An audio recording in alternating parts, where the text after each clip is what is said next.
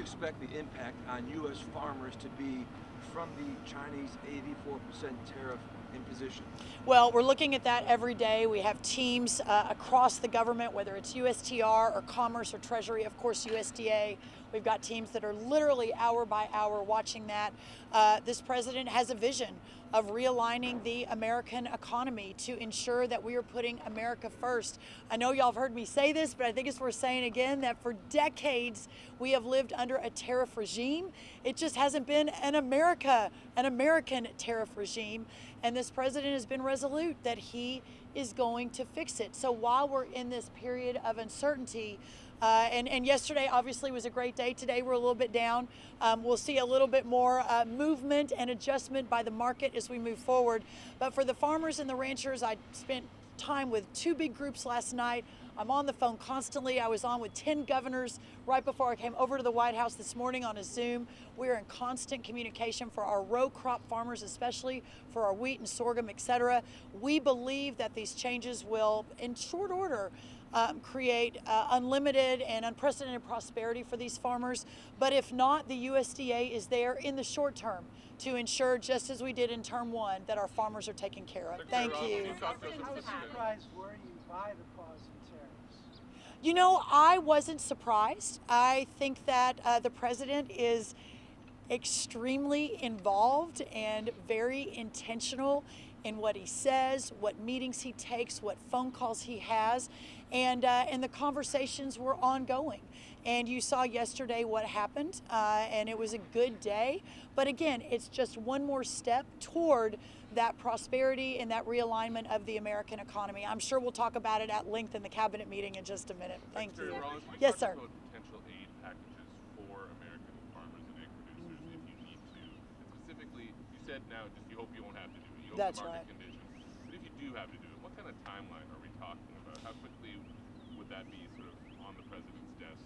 Well, it's going to take a little bit of time to fully understand the implications, especially for our wheat, sorghum, corn, soybean, et cetera, that they're just in planting season right now. We'll move towards the end of the summer and into the fall, but we're literally looking at it every single day. And so I don't have an answer because we just don't know what's going to happen. But if anything, I hope you all have seen that this administration moves at light speed and working 7 days a week, 20 hours a day. This will hopefully move quickly if necessary. Hopefully not, but if necessary. So maybe potentially at harvest time, like later this year? That is when I think we'll have the best idea of exactly what the consequences look like. Yeah, thank you. Talk to farmers who are worried about losing market share, and they point to 2018 as an example.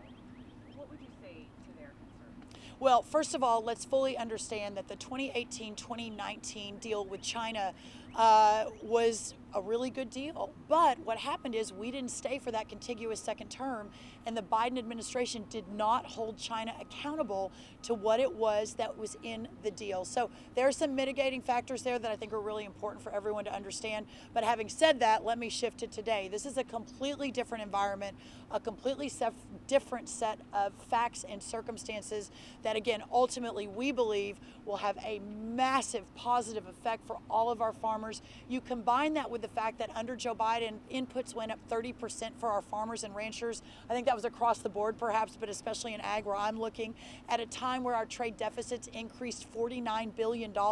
So the cost for the farmers went up.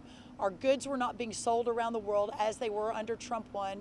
And I think we announced just in the next few months, I'll be in Vietnam, in India, in Brazil, in Peru, in Japan, as we're continuing to open up those markets. So I don't think for a lot of reasons we'll see that again. Yes, sir. One more. Egg prices, wouldn't mind just weighing in. What do you say to American consumers? The wholesale prices are down, but we're still not seeing it at the grocery store. Well, so today, I think it was today, maybe in the last hour or so, we saw inflation decrease just a little bit, but a decrease for the first time since COVID. And that's an incredible story to tell. The president's idea of tax cuts and deregulation and tariff reorganization and realignment of the economy, the markets are beginning to adjust to that. We're seeing a decrease in airfare, a decrease in used cars, a decrease in gasoline. The wholesale prices of eggs, to your question, have gone way down. I think we're down, depending on who you're looking at, what numbers, between 50 and 65%. We've said all along the retail prices will just take a while to catch up. We're also moving into the Super Bowl of eggs, which is Easter. So from the beginning, I've said this is sort of the high price for retail for eggs, but we feel very confident that will continue to come back down. Thank y'all so much. Thank y'all.